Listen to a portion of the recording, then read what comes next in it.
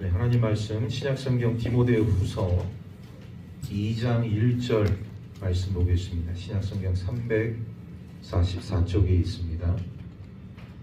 디모데후서 2장 1절 말씀.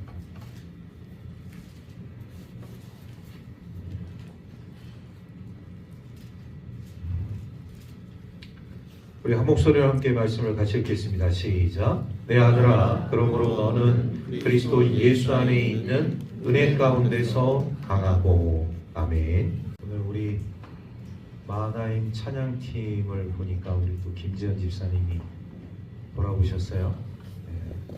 한 2달 만에 또 이렇게 율동 찬양을 하는 모습을 보니까 아주 또 우리 찬양 예배가 좀 더 생기가 있는 것 같습니다. 율동 찬양이 이게 쉽지 않은데 혼자 앞에 서서 우리 성도님들하고 이렇게 교감을 하는 모습을 보니까 참 감사하기도 하고 대견하기도 하고 우리 격려의 박수 해주셨습니다.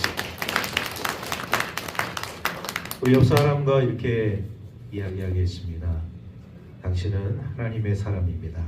당신은 하나님의 사람입니다. 오늘 제목을 한번 다 같이 한번 읽어보도록 하죠. 시작. 은혜 가운데 강하라. 여러분, 은혜 가운데서 우리 강할 수 있는 우리 믿음의 성도들 되기를 주의 이름으로 축복합니다. 이 사도 바울이 오늘 이 서신은요, 이 마지막 서신이에요. 자신이 하나님의 사역을 하면서 이제 마지막을 향해서 달려가고 있다는 것을 깨달은 가운데서 어떻게 보면 마지막으로 이제 서신을 쓰는 그 과정 속에 놓여져 있음을 우리가 보게 되어집니다.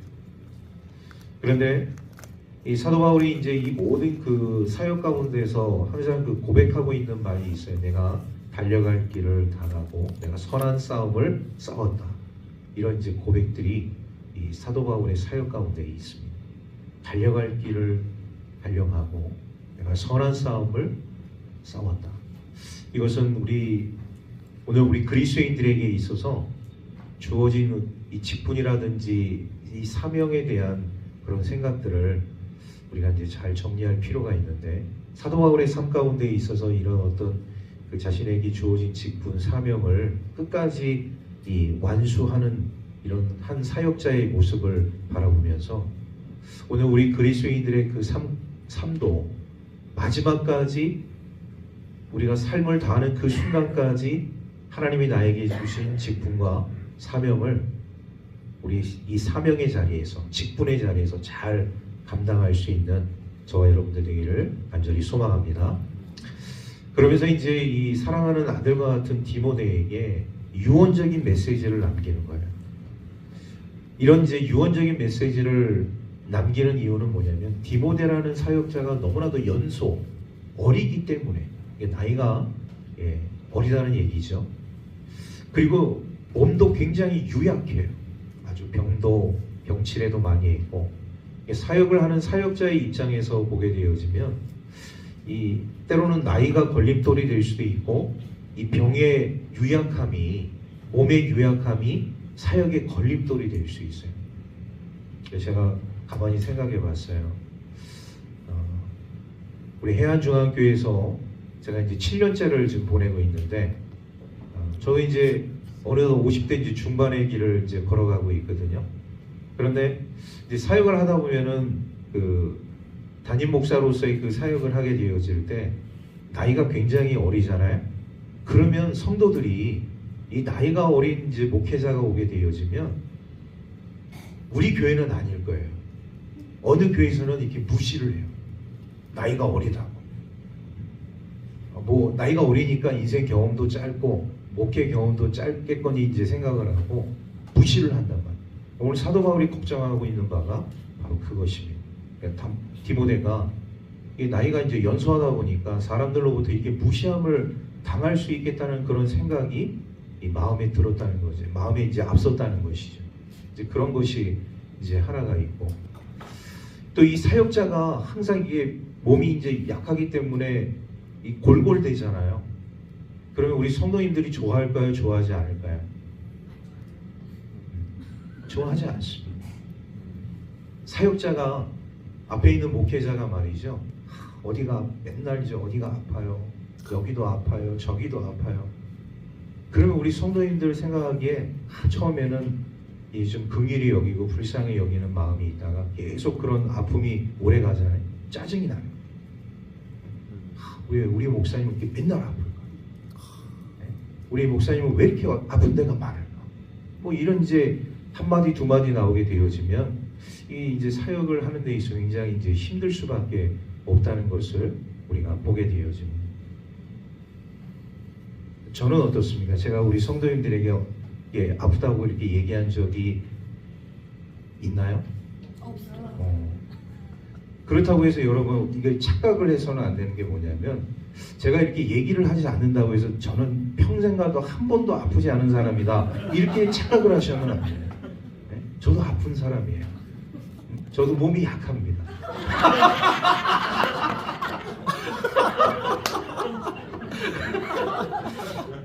격하게 공감을 하시는 것 같은 사실이에요. 네. 보기에는 이렇게 강하게 보이고 튼튼해 보일 수는 있어도 저도 굉장히 아픈 사람이고 약한 사람이에요. 그러니까 여러분 착각을 하셔서 또 그런 게 우리 목사님은 너무 튼튼하기 때문에 우리 목사님은 아픈 데가 없어. 항상 이런 생각만 가지고 있다가 제가 어느 날 제가 몸이 좀 불편합니다. 어디가 아픕니다. 그러면 여러분들 얼마나 많이 실망을 하시겠어요. 그러니까 저도 사람이기 때문에 아플 때도 있고 또 이렇게 약할 때도 있다는 것을 우리 성도님들이 잘 기억을 해주셔야 돼요. 그나마 우리 해안중학교 성도님들이 저를 위해서 얼마나 많이 기도를 해주시는지 아플 시간이 없어. 아플 시간이요. 아플 수가 없는 것 같아요. 그러니까 참 이건 감사한 일이라고 생각이 되어집니다. 이 사역자의 삶 가운데 있어서 여러분도 느끼시겠지만 이 건강이 얼마나 중요한지 모르겠어요. 아직까지 제가 이렇게 우리 성도님들의 그 기도, 중보 기도의 이 후원들을 많이 받고 있다는 느낌을 많이 받습니다. 뭐 어머니 기도회를 통해서라든지 또 우리 성도님들의 삶의 자리에서 이 담임 목사인 저를 위해서 얼마나 많이 기도해 주시는 것인가를 제가 안 봐도 다 알고 있어요. 그러니까 항상 부족한 저를 위해서 기도해 줄 수 있는 우리 성도님들 되기를 주의 이름으로 축복합니다. 오늘 이 사도 바울이 이 디모데가 이제 걱정이 되는 거예요. 나이도 어리죠. 몸도 유약하죠. 이 사역자가 사역을 잘 감당해야 되는데 이게 어떻게 해야 되나? 그러면서 오늘 이 말씀을 디모데에게 전하고 있는 거예요. 우리 그런 생각을 하면서 다시 한번 1절 말씀 다 같이 읽겠습니다. 시작. 내 아들아, 그러므로 너는 그리스도 예수 안에 있는 은혜 가운데서 강하고, 할렐루야, 은혜 가운데서 강해. 여러분, 예수님의 우리 사역을 보게 되어지면 예수님이 몇 살까지 사셨을까요? 자, 제가 이지선다를 하겠습니다. 1번 30세, 2번 33세. 1번이라고 생각하시는 분, 나는 그래도 예수님은 30세까지 사셨다, 1번이라고 생각하시는 분 손 들어보세요. 1번. 한 분도 안 계시네. 자, 2번. 1번도 아니고 2번도 아닌 분들은 2번입니다. 2번. 33세까지 사셨어요. 자, 그럼 예수님의 공생애는 몇 년이었을까? 1번 1년이다. 2번 2년이다. 3번 3년이다. 3번 3년 동안 공생애를 사셨어요. 자, 그런데요, 참 이게 아이러니한 일이 뭐냐면 예수님이 33세에 이제 이 십자가 사역을 감당하시고 이제 하나님 나라로 올라가셨는데 3년 동안의 공생애는 우리가 복음서를 통해서 예수님의 그 사역의 그 모든 사역들을 어느 정도는 알고 있어요. 그러면 예수님의 그 33년의 인생 가운데서 우리가 3년은 알고 있는데 30년의 인생은 성경에 나와 있나요? 조금씩. 자, 조금씩 나와 있다는 말씀이 있습니다. 그 성경이 어디 성경입니까? 사복음서에 예, 많이 접근을 하셨어요. 누가복음에 우리 주님 이제 물론 이제 우리가 마태, 마가, 누가, 요한복음을 우리가 보면서 특히 이제 마태, 마가, 누가 이 소위 말해서 이 공간복음이라고 얘기를 해요. 이 공간복음에서는 예수님의 이 탄생 그 말씀에 대한 기록이 잠깐 나와 있어요. 그런데 예수님의 그 탄생 기록과 함께 그나마 예수님이 몇 살 때 이런 사역을 하셨고 성전에 올라왔다는 기록이 유일하게 남아있는 성경이 누가복음입니다. 우리 누가복음에 있는 말씀 몇 구절을 한번 찾아보기. 누가복음 2장을 한번 찾아보십시오. 누가복음 2장 먼저 40절을 읽을 거고요. 그 다음에 40절부터 우리 42절까지 읽고 그 다음에 마지막으로 52절을 읽도록 하겠습니다. 40절부터 연이어서 42절까지 함께 읽겠습니다. 시작. 아기가 자라며 강하여지고 지혜가 충만하며 하나님의 은혜가 그의 위에 있더라. 그의 부모가 해마다 6월절이 되면 예루살렘으로 가더니 예수께서 12살 되었을 때 그들이 이 절기의 관례를 따라 올라갔다가 52절 시작. 예수는 지혜와 키가 자라가며 하나님과 사람에게 더욱 사랑스러워 가시더라. 아멘. 유일하게 예수님의 어린 시절 부분적으로 기록하고 있는 성경이 누가복음에 기록되어 있습니다. 그러니까 예수님의 30년의 그 인생 가운데 어떻게 보면 굉장히 요약해서 정리해서 그 부분을 이제 기록을 한 성경이라고 우리가 이제 볼 수가 있는데 나머지 그 시간들에 대해서는 성경의 기록이 없기 때문에 우리도 알 수가 없는 거예요. 예수님이 아동 시절, 청소년 시절, 그리고 청년 초기 시절은 어떻게 보내셨을까? 성경의 기록이 없으니까 우리가 알 수가 없는 거예요. 그런데 우리는 추정을 하죠. 어떤 추정을 하게 되어지느냐? 이 모든 과정들을 통틀어서 우리 예수님은 은혜 가운데서 성장하셨다는 것을 우리가 보게 되어집니다. 하나님의 은혜 가운데서, 하나님의 은혜 가운데 성장하시고, 우리 모두가 다 하나님의 은혜 가운데서 성장해야 할 줄로 믿습니다. 옆 사람에게 그렇게 이야기할게요. 당신은 하나님의 은혜가 충만합니다. 당신은 하나님의 은혜가 충만합니다. 할렐루야. 하나님의 은혜가 충만해. 여러분, 우리 무디 선생님이라는 분이 계셨어요. 이분이 어떤 얘기를 하게 되어지냐면 사역자가 힘들어질 때가 있다. 사역자가 힘들어질 때가 있는데 그 사역자가 왜 힘들어지느냐? 사역의 일들이 너무 많아서 힘들어지는 것이 아니라 기름 부음 없이 일을 하기 때문에 힘든 것이다. 이런 말씀을 하셨어요. 여러분, 사역자들이 하나님의 일들을 하게 되어질 때 이런 성령의 기름 부음 없이 일을 하게 되어지잖아요. 피곤이 물밀듯이 밀려요.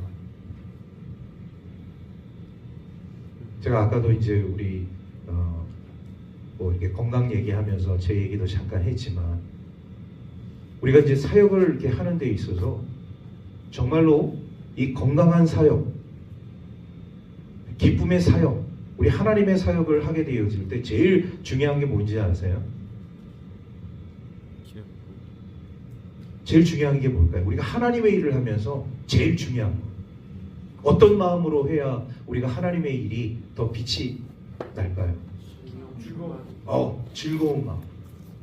여러분, 그 즐겁게 한다는 의미가 야외로 나가서 막 이렇게 뛰고 뭐 즐겁게 뭐 돌아다니고 이런 즐거움이 아니라 바로 우리 성경에서 신앙적으로 얘기하는 즐거움이라는 것은 성령의 기름 부으심의 능력입니다.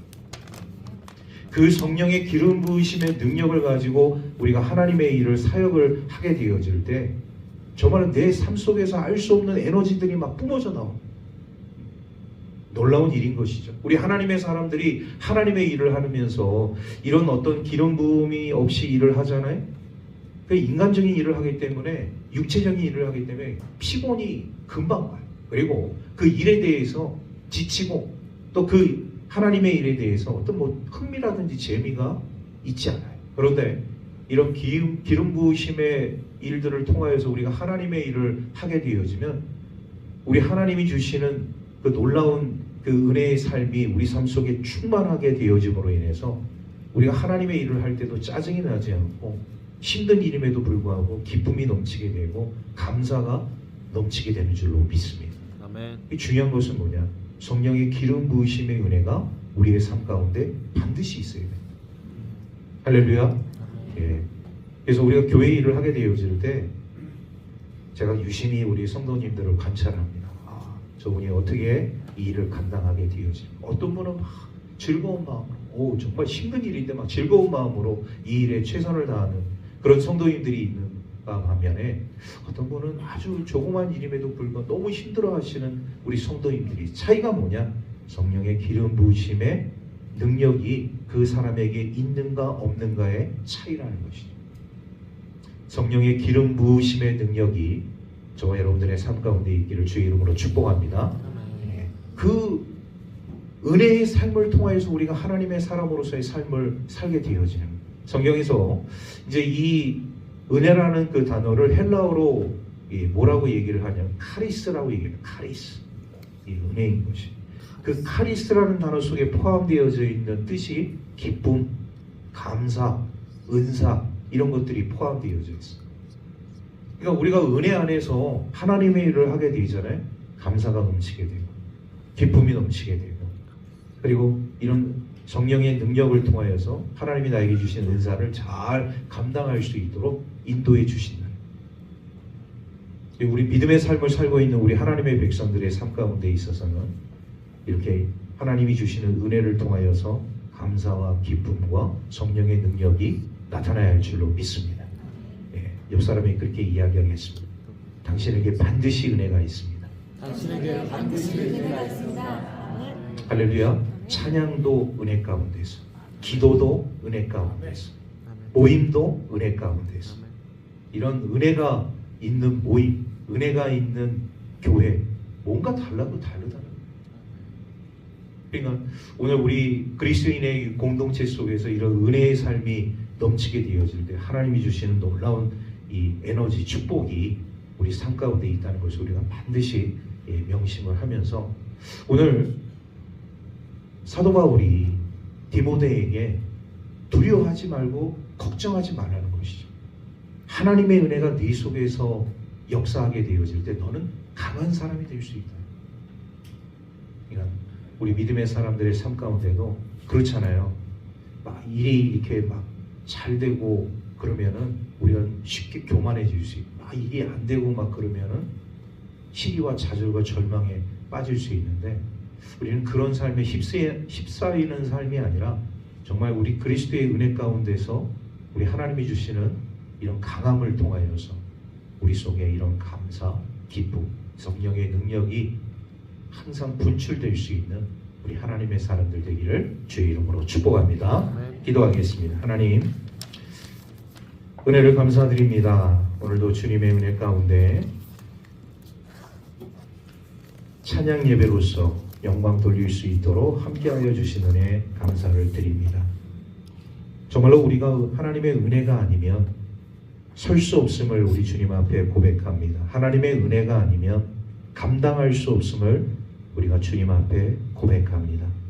은혜로 시작해서 은혜로 끝날 수 있는 우리 하나님의 자녀들의 삶이 될 수 있도록 축복하여 주시고 모든 것들을 통하여서 우리 하나님이 주시는 그 은혜를 통하여 그리스도의 강성한 군사, 좋은 군사가 되어서 우리 하나님을 영화롭게 할 수 있는 주의 백성들 될 수 있도록 축복하여 주옵소서. 모든 것 감사드리며 우리 구주 예수 그리스도의 이름으로 기도하옵나이다. 아멘.